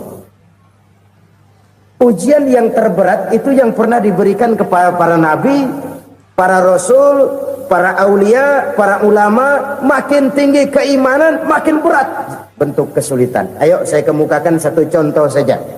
Ada seorang nabi yang kaya, nabi kaya, namanya Nabi Ayub. Iblis kalau orang begini kan keki,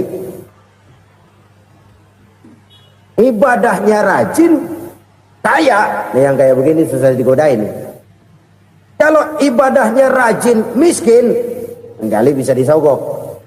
Sini imannya mantap, ibadahnya rajin, kaya, nabi lagi. Oh, tapi namanya iblis nggak kurang akal. laporan, Tuhan, kenapa Les? Ya ini bahasa saya, bahasa Qur'annya sih nggak gitu. Itu hambamu yang namanya Ayub, dia rajin ibadah cuma karena dikasih kaya aja. Coba kasih miskin dia, berhenti dia sembahyang. Ah, kamu bisa aja. Saya tahu Ayub itu hambaku yang ikhlas. Saya buktiin Tuhan, silahkan. Dibuktiin lah, iblis turun ke alam ini. Yang mula-mula dia lakukan, dia rusak sawah ladang Nabi Ayub. Dia binasakan binatang ternak Nabi Ayub. Sehingga dalam waktu singkat, jatuhlah Nabi Ayub dari orang paling kaya, jadi orang paling miskin. Beliau masih ibadah di mihrab dalam masjid. Datang iblis. Saudara Ayub, ya, lagi ngapain? Ibadah. Nyembah Allah, nyembah Allah. Oh, percuma. Kenapa? Tuhan yang ente sembah nih, dia udah bikin miskin ente. Sawah ladang ente hancur lebur, binatang ternak binasa. Sekarang ente jadi orang paling miskin. Ngapain nyembah Tuhan kayak begitu? Tekor. Udah berhenti dah ibadah, berhenti ibadah. Ini iblis sama Tuhan laporannya lain, yang dikerjakan kepada Nabi Ayub juga lain. Benar begitu iblis, kata Nabi Ayub. Iya, sawah ladang saya habis, buras. Binatang ternak saya binasa, binasa. Saya miskin, bangpak. Apa jawab Nabi Ayub? Bukan innalillahi, ini hebat. Alhamdulillahillazi a'tani wa akhza minni. Segala puji bagi Allah yang telah memberikan harta kepada saya dan sekarang mengambilnya lagi. Alhamdulillah. Allah yang ngasih, Allah yang ambil. Itu mah urusan Allah. Iblis cuman ibadah jalan terus, sujud lagi Nabi Ayub. Iblis seleher gondok banget. Dasar Nabi nggak mempan dia apa-apain. Miskin malah alhamdulillah. Allah yang ngasih, Allah yang ngambil. Jadi kalau kita tidak komit, kita tidak terikat kepada kaya, miskin, senang, susah, apa yang bisa bikin kita susah? Jadikan kekayaan, kemiskinan, jadikan senang, susah sebagai anak buah yang bisa kita atur. Jangan kekayaan ngatur kita, jangan kemiskinan ngatur kita. Kita yang harus mengatur mereka. Senang, susah, kaya, miskin, bahagia, sengsara, jadikan itu anak buah yang bisa kita atur. Kalau sekarang kita kaya, lain saat boleh jadi kita miskin, semiskin-miskinnya. Allah yang ngasih, Allah yang ngambil. Tenaga mana yang bisa menghalangi? Ibadah jalan terus. Iblis makin gondok. Dasar Nabi loh. Akhirnya apa? Nabi Ayub dikerjain, diberikan penyakit. Demikian fatal penyakitnya. Bayangin, udah miskin sakit. Masya Allah. Miskin sakit. Sakitnya nggak lama, kira-kira 16 tahun. Istrinya 3, 2 mental minta ceraiin. Ngerawatin laki bengek begini. Senang belum tentu, susah udah pasti nih. Cerai aja, cerai dah. Cerai. Tinggal satu Siti Rahmah yang setia menemani beliau. Sesetia-setianya hati perempuan. Satu saat Siti Rahmah bilang, "Bang, iya, abang kan Nabi bang. Lalu, namanya Nabi kan doanya jarang meleset bang. Maksud kamu minta kenapa sih sama Tuhan biar abang sembuh baik dah bang?" Siti Rahmah, iya. Saya sakit berapa tahun sih dah? 16 tahun bang. Sebelum ini saya sehat berapa tahun? Ya kira-kira 60 tahun bang. Nah coba ente banding-bandingin Rahmah.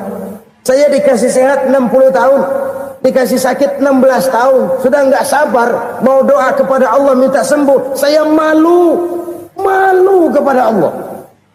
Diuji dengan yang luar biasa seperti ini, tidak mengganggu stabilitas kehambaannya. Dia tetap menghamba kepada Allah Subhanahu wa ta'ala. Saudara-saudara kaum muslimin rahimakumullah. Kunci menghadapi kesulitan itu apa? Allah jelaskan dalam satu ayat, wa basyiris sabirin alladzina iza asabathum musibah qalu inna lillahi wa inna ilaihi raji'un. Gembirakan orang-orang yang sabar. Siapa mereka itu? yang apabila mendapat musibah mereka kembali kepada keyakinan dasar segalanya dari Allah dan segalanya akan kembali kepada Allah. Ini konsepsi dasar dari sikap muslim dalam menghadapi berbagai kesulitan. Segalanya dari Allah, segalanya akan kembali kepada Allah. Kalau ini sudah kondisi dasarnya, maka kita akan lapang menghadapi kenyataan bagaimanapun pahitnya. Apakah itu namanya miskin, apakah itu namanya sakit, bahkan maut sekalipun. Maut sekalipun. Segalanya dari Allah, segalanya akan kembali kepada Allah. Ini sikap hidup, bukan sekedar ucapan. Kita kadang-kadang menjadikannya sebagai ucapan. Mulutnya sih nggak berhenti, innalillahi wa inna ilaihi rajiun, tapi nangisnya terus gerung-gerungan. Bukan itu, ini kesadaran moral. Kalau segalanya dari Allah, segalanya kembali kepada Allah, kan sebenarnya cuma nunggu giliran. Hari ini saya nyembayangin dia, entah hari apa saya disembayangin orang. Hari ini saya antar dia ke kubur, entah hari apa orang nganterin saya ke kubur. Hari ini saya tahlilkan dia, entah nanti kapan orang tahlilkan saya. Segalanya dari Allah, segalanya akan kembali juga kepada Allah. Oleh sebab itu saudara-saudara, kesulitan bukan untuk ditakuti. Kesulitan justru untuk diatasi, dicarikan jalan keluarnya. Dan tidak ada orang yang tidak pernah mendapat kesulitan. Tidak ada. Semakin tinggi status sosial, semakin tinggi kualitas keimanan, semakin besar juga tingkat kesulitan. Hanya saja bagaimana cara kita mengatasinya. Dan Al-Quran menyatakan, innama al-usri yusra. Di balik kesulitan itu pasti ada kemudahan. Roda itu berputar. Karena itu Rasulullah Sallallahu Alaihi Wasallam mengingatkan kepada kita, ta'arraf ilallahi firraha ya'rifka fisyiddah. Ingatlah kepada Allah di waktu kamu senang, supaya Allah ingat kepada kamu di waktu kamu susah. Kalau waktu senang kita ingat kepada Allah, kita susah, Allah tidak akan meninggalkan kita. Tapi kalau waktu senang kita jauh dari Allah, sujud tidak sempat, dengan masjid jauh, ketika senang kita lupakan Allah. Nanti begitu kita susah, Allah lupakan kita. Dan itu menyakitkan. Oleh karena itu orang-orang tua kita dulu bilang, kalau lagi sehat ingat-ingat, lu bakal sakit nanti. Kalau lagi kaya ingat-ingat, satu saat kita bakal jatuh miskin. Bahkan kalau lagi muda ingat-ingat kita bakal tua. Dan yang terpenting, kalau lagi hidup ingat-ingat kita bakal mati. Saudara-saudara kaum muslimin rahimakumullah. Jadi yang kedua yang merupakan perbendaharaan surga, menyembunyikan musibah. Saudara-saudara kaum muslimin rahimakumullah. Hal ketiga yang merupakan perbendaharaan surga adalah wasilatur rahmi. Orang yang suka bersilaturahmi. Sebagaimana yang kita maklum bahwa manusia adalah makhluk yang disebut zon politika. Makhluk sosial yang tidak mungkin hidup sendiri-sendiri. Betapa dan siapapun kita memerlukan orang lain. Bodoh betul manusia kalau tinggal di tengah masyarakat tapi tidak mau bermasyarakat. Merasa hebat sendiri, pintar sendiri, gagah sendiri, kaya sendiri. Mungkin kalau mati juga ngubur sendiri. Jangankan kita di sini, di sorga saja Nabi Adam waktu sendirian bengong melulu, mondar mandir. Allah tegur dam sepi dam. Ya ini kalau bahasa saya. Iya Tuhan, sepi ini nggak ada coret-corekan pisan ini. Diciptakan Siti Hawa baru anteng Nabi Adam. Itu di surga. Cobalah. Umpamanya saudara tinggal di Jakarta nih. Kayak bener. Apaan aja di Jakarta punya saudara dah. Jembatan Semanggi ambil. Monas buntel bawa pulang. Hotel-hotel ambil semua. Cuman tinggal di Jakarta sendirian, apa enaknya? Betapa dan siapapun kita perlu orang lain. Tidak ada seorang pun yang bisa memenuhi kebutuhan hidupnya secara sendiri-sendiri. Nah, Islam telah menyelamatkan manusia dari ras diskriminasi. Mengikat manusia dengan persaudaraan yang berlandaskan kepada akidah. Karena itu dianjurkan bersilaturahmi. Bahkan Nabi menyatakan, man arada ayyubsata lahu fi rizqihi wa yunsa'a fi atharihi falyasil rahimah. Siapa yang kepengen diluaskan rezekinya dan dipanjangkan usianya, banyaklah ia bersilaturahmi. Siapa yang kepengen dimudahkan rezekinya, hendaknya ia banyak bersilaturahmi. Kalau banyak teman, kesulitan kan paling tidak ada tempat cerita. Udah susah sendirian, kita pikirin diri, nggak ada tempat tukar pikiran. Cepet banget sama bengek. Dilawan sendiri. Nah, secara makro kita bisa berkata, tidak mungkin ada kemenangan kalau tidak ada kekuatan. Tidak ada kekuatan kalau tidak ada kesatuan dan persatuan. Tidak mungkin ada kesatuan dan persatuan tanpa semangat silaturahmi. Kalau umat Islam mau menang, dia harus kuat. Kalau umat Islam mau kuat, dia harus bersatu. Kalau umat Islam mau bersatu, dia harus membudayakan silaturahmi ini. Bahkan sampai-sampai kata Nabi, kalau bisa cari nilai tambah. Apa? Silman qata'ak. Bersilaturahmilah kau kepada orang yang marah denganmu. Masya Allah, indahnya ajaran agama kita. Orang yang marah pun kepada kita, kata Nabi, kalau bisa bersilaturahmilah kepadanya, kepada orang yang marah itu. Di situ nilai tambah. Cuman jujur nih hadis, ngucapinnya gampang, ngamalinnya yang berat banget. Orang marah sama kita, kita disuruh silaturahmi. Ada apa sama lu? Lu marah, ada gua marahan lagi. Tunggu pikirin. Saudara-saudara kaum muslimin rahimakumullah. Tapi ini yang diajarkan, bahkan ini yang dicontohkan oleh baginda Rasul. Bagaimana begitu mudah, misalnya satu saat Abu Jahal ini ngatur strategi bagaimana bikin Muhammad celaka. Dia gali lubang di depan tempat tidurnya. Dia tutupin daun korma. Terus dia panggil seseorang, ke sini. Kasih tahu Muhammad, pamannya sakit keras, minta ditengokin. Berangkat orang ini ke sana. Muhammad, labbaik. Pamanmu sakit keras, dia minta ditengokin. Baik, saya akan datang menjenguk beliau. Berangkatlah Nabi ke rumah Abu Jahal tanpa prasangka apapun. Abu Jahal udah pasang setil, selimut 3 rangkap setengah dia pakai. Persis kayak orang meriang. Tapi sembari ngintip dari balik selimut.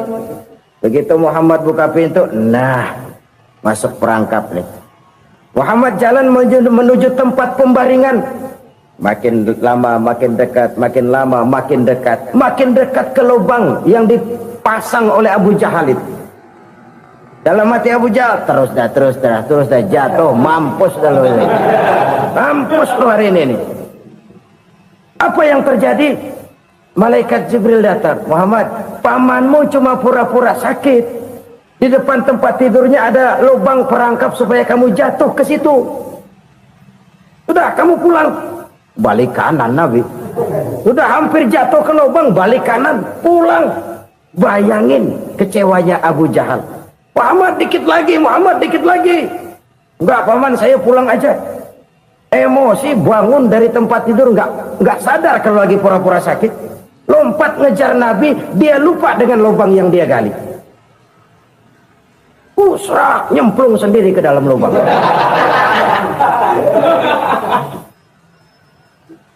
Nabi terus berlalu. Ini terjadi keanehan. Jatuh ke lubang yang dia gali itu sebenarnya nggak terlalu dalam ya, antara 3-4 meteran lah. Tolong, saya jatuh ke lubang ini.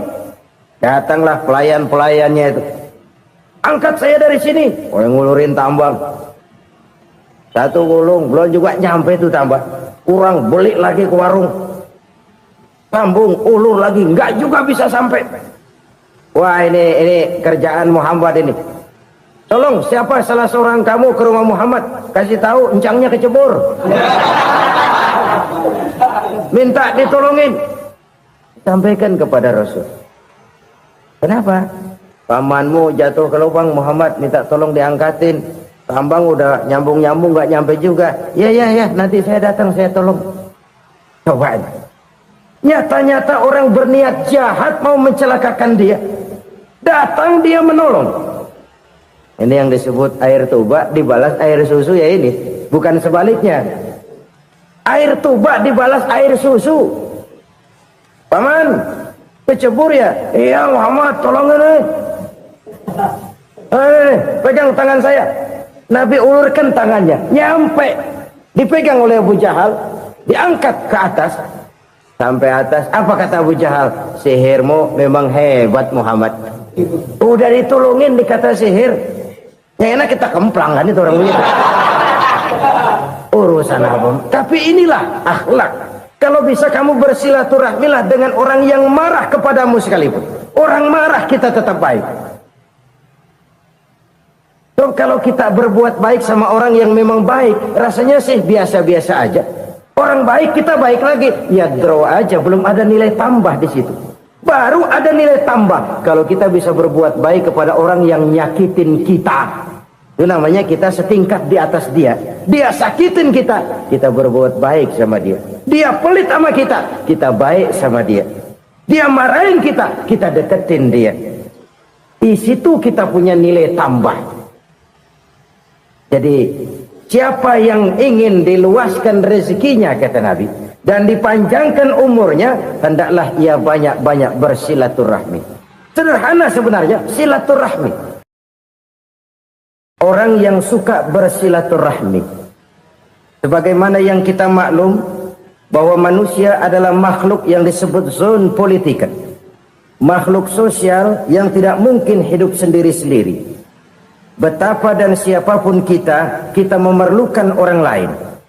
Bodoh betul manusia kalau tinggal di tengah masyarakat tapi tidak mau bermasyarakat. Merasa hebat sendiri, pinter sendiri, gagah sendiri, kaya sendiri. Mungkin kalau mati juga ngubur sendiri. Jangankan kita di sini, di sorga saja Nabi Adam waktu sendirian bengong melulu, mondar mandir. Allah tegur Adam, sepi Adam. Ya ini kalau bahasa saya.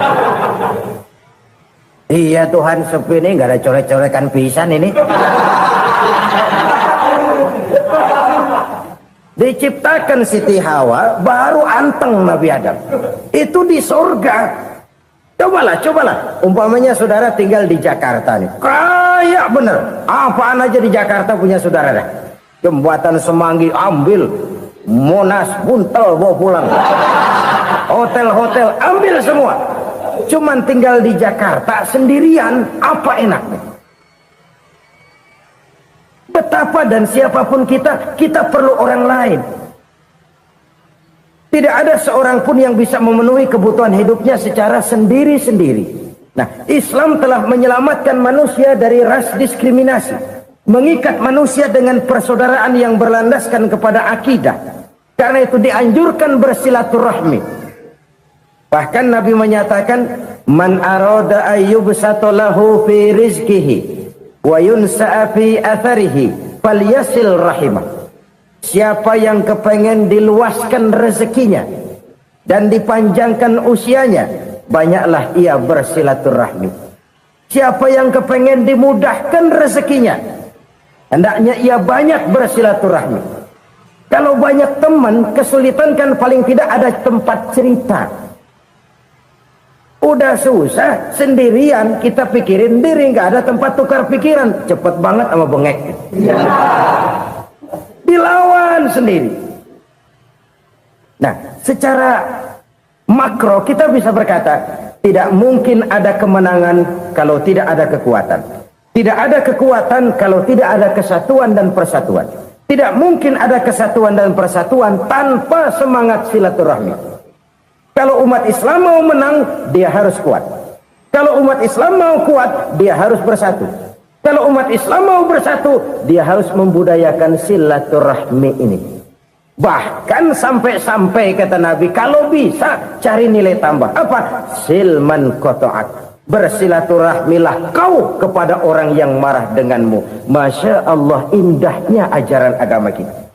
Orang yang marah pun kepada kita, kata Nabi, kalau bisa bersilaturahmilah kepadanya, kepada orang yang marah itu. Di situ nilai tambah. Cuman jujur nih hadis, ngucapinnya gampang, ngamalinnya yang berat banget. Orang marah sama kita, kita disuruh silaturahmi, ada apa malu? Lu marah, ada gua marahan lagi, kan gua pikirin. Saudara-saudara kaum muslimin rahimakumullah. Tapi ini yang diajarkan, bahkan ini yang dicontohkan oleh baginda Rasul. Bagaimana begitu mudah, misalnya satu saat Abu Jahal ini ngatur strategi bagaimana bikin Muhammad celaka. Dia gali lubang di depan tempat tidurnya, dia tutupin daun korma. Terus dia panggil seseorang, ke sini, kasih tahu Muhammad, pamannya sakit keras, minta ditengokin. Berangkat orang ini ke sana. Muhammad, labbaik, pamanmu sakit keras, dia minta ditengokin. Baik, saya akan datang menjenguk beliau. Berangkatlah Nabi ke rumah Abu Jahal tanpa prasangka apapun. Abu Jahal udah pasang setil, selimut 3 rangkap setengah dipakai, persis kayak orang meriang. Tapi sembari ngintip dari balik selimut, begitu Muhammad buka pintu, nah masuk perangkap nih. Muhammad jalan menuju tempat pembaringan. Makin lama makin dekat, makin lama makin dekat, makin dekat ke lubang yang dipasang oleh Abu Jahal itu. Dalam hati Abu Jahal, terus dah jatuh, mampus dah lo ini. Mampus lo hari ini nih. Apa yang terjadi? Malaikat Jibril datang. Muhammad, pamanmu cuma pura-pura sakit. Di depan tempat tidurnya ada lubang perangkap supaya kamu jatuh ke situ. Sudah, kamu pulang. Balik kanan Nabi. Sudah hampir jatuh ke lubang, balik kanan, pulang. Bayangin kecewanya Abu Jahal. Muhammad dikit lagi, Muhammad dikit lagi. Enggak paman, saya pulang aja. Emosi bangun dari tempat tidur, enggak sadar kalau lagi pura-pura sakit. Lompat ngejar Nabi, dia lupa dengan lubang yang dia gali. Usra nyemplung sendiri ke dalam lubang.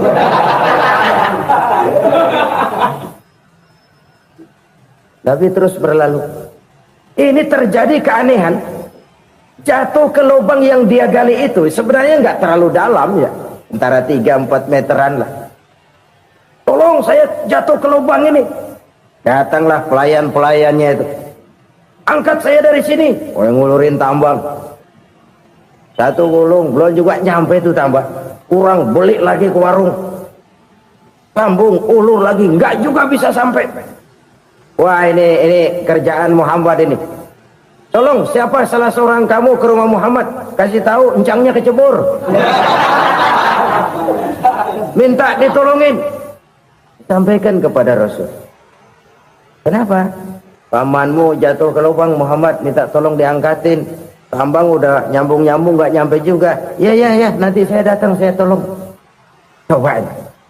Nyata-nyata orang berniat jahat mau mencelakakan dia. Datang dia menolong. Ini yang disebut air tuba dibalas air susu ya ini. Bukan sebaliknya. Air tuba dibalas air susu. Paman, kecebur ya? Iya Muhammad, tolong ini. Pegang tangan saya. Nabi ulurkan tangannya. Nyampe. Dipegang oleh Abu Jahal. Diangkat ke atas. Sampai atas. Apa kata Abu Jahal? Sihirmu memang hebat Muhammad. Udah ditolongin dikata sihir. Yang enak kita kemplang kan itu orang begitu. Urusan apa? Tapi inilah akhlak. Kalau bisa kamu bersilaturahmilah dengan orang yang marah kepadamu sekalipun. Orang marah kita tetap baik. So, kalau kita berbuat baik sama orang yang memang baik, rasanya sih biasa-biasa aja. Orang baik kita baik lagi, ya draw aja, belum ada nilai tambah di situ. Baru ada nilai tambah kalau kita bisa berbuat baik kepada orang yang nyakitin kita. Itu namanya kita setingkat di atas dia. Dia sakitin kita, kita berbuat baik sama dia. Dia pelit sama kita, kita baik sama dia. Dia marahin kita, kita deketin dia. Di situ kita punya nilai tambah. Jadi siapa yang ingin diluaskan rezekinya kata Nabi dan dipanjangkan umurnya, hendaklah ia banyak-banyak bersilaturahmi. Sederhana sebenarnya silaturahmi.